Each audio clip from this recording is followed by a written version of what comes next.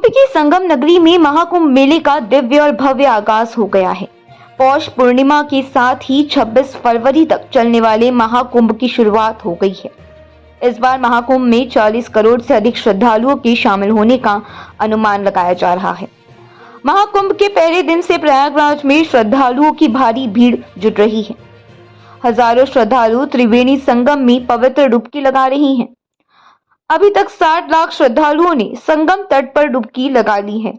यह गंगा, यमुना और रहस्यमय सरस्वती नदियों का पवित्र संगम है। 144 साल बाद दुर्लभ संयोग में रविवार की आधी रात संगम पर पौष पूर्णिमा की प्रथम डुबकी के साथ महाकुंभ का शुभारंभ हुआ। विपरीत विचारों, मतों, संस्कृतियों, परंपराओं, स्वरूपों का गंगा, यमुना और अदृश्य सरस्वती की त्रिवेणी के तट पर महामिलन 45 दिन तक चलेगा। इस अमृतमयी महाकुंभ में देश दुनिया से 45 करोड़ श्रद्धालुओं, संतों, भक्तों, कल्पवासियों और अतिथियों के डुबकी लगाने का अनुमान है। घना कोहरा, थरथरा देने वाली कपकपी आस्था के आगे मीलों पीछे छूट गई। संगम पर आधी रात लाखों श्रद्धालुओं का रेला उमड़ पड़ा। कहीं तिल रखने की जगह नहीं बची। आधी रात से ही पौष पूर्णिमा की प्रथम डुबकी का शुभारंभ हो गया। इसी के साथ संगम की रेती पर जप, तप और ध्यान की वेदियां सजाकर मास पर्यत यज्ञ अनुष्ठानों के साथ कल्पवास भी आरंभ हो गया। समुद्र मंथन के दौरान निकले कलश से छलकी अमृत की चंद बूंदों से युगों पहले शुरू हुई कुंभ स्नान की परंपरा का आज से आगाज हो गया। इस बार महाकुंभ में 143 देशों के लोगों के आने की उम्मीद है। इन विदेशी मेहमानों के स्वागत और आतिथ्य के लिए योगी आदित्यनाथ सरकार की ओर से भव्य तैयारियां भी की गई है। सुरक्षा व्यवस्था चाक चौबंद रखने के मकसद से कुंभ नगरी के हर सेक्टर में पुलिस थाने बनाए गए हैं। साथ ही फायर ब्रिगेड की टीमें भी तैनात की गई हैं। कुंभ नगरी में कुल 56 अस्थायी थाने बने हैं।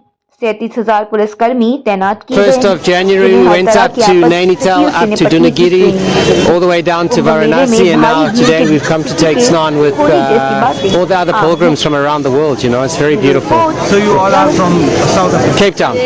Cape Town. Yeah. What's your name? Nikki. Nikki. So you came first time in India or before you? I was in Kerala in 2019, but I haven't been to this part. It's very, very beautiful. So how do you think about Mahakumbh? It's very, very powerful. I'm very, very blessed to be going into the Ganges. The main thing is today is Shahi Snan, so you will go to Yamuna Ji and take a dip? Yes, for sure. Okay. Absolutely. That's why we came. Yeah, thank you. Come, Jeremy. Stand. I hear you very high. It is no. I'm into Yeah. We never heard of. Happy first time in India. I go Varanasi, then I come here. पहली बात तो ये कुंभ का मेला बड़ा अलबेला क्या plan किया है आदरणीय योगी जी ने, आदरणीय मुख्यमंत्री योगी आदित्यनाथ जी ने और भारत के ऊर्जावान प्रधानमंत्री के पहला स्नान, अद्भुत स्नान। आज जब स्नान करते हुए लोगों ने जो मैंने उनके चेहरों पर जो खुशियां देखी है ना, मैं आपको बता नहीं सकता। लगता कि स्वर्ग मिल गया, पुण्य मिल गया, सब मिल गया। सब मस्त थे। हर हर महादेव, हर हर महादेव, हर हर महादेव गाते हुए लोग झूम रहे थे, गा रहे थे, मस्त हो रहे थे और स्नान कर रहे थे। आंखें बंद थी लेकिन भीतर कुछ खुल रहा था। अपने राष्ट्र के लिए, अपने विश्व के लिए, शांति के लिए, मानवता के लिए। ये है स्नान जो अपने लिए नहीं पूरे विश्व की बात करता। और दूसरी बात मैं तो कहना चाहता हूं, पौष पूर्णिमा मुझे लगता है कि पानी पूर्णिमा बने। पौष पूर्णिमा पानी पूर्णिमा बने। पानी है तो प्रयाग है, पानी है तो स्नान है, पानी है तो कुंभ है। नो पानी नो कुंभ, नो पानी नो कॉन्फ्रेंस, नो पानी नो मेला।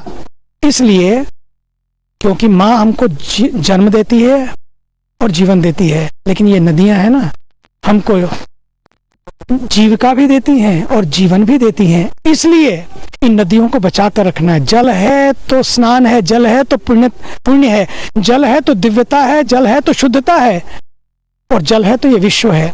इसलिए आने वाले समय में जल की कमी होगी। इसका भी संकल्प लेकर जाएं, तभी ये पौष पूर्णिमा बनेगी। पूर्ण माँ ही पूर्ण होती है ना, ऐसे ही नदियां भी कम पूर्ण नहीं है।